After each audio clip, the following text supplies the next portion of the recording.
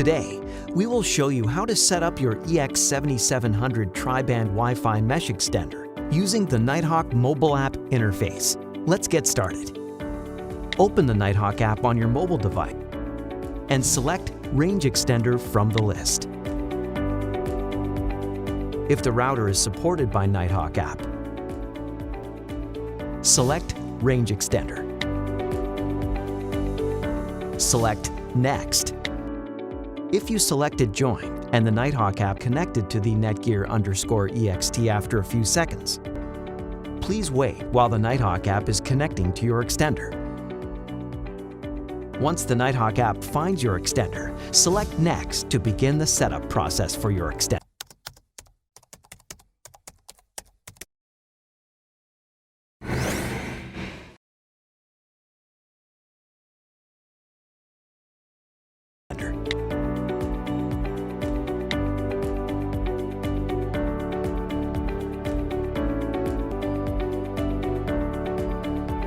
Once connected to your Wi-Fi network, please set up and verify your admin login for your extender device.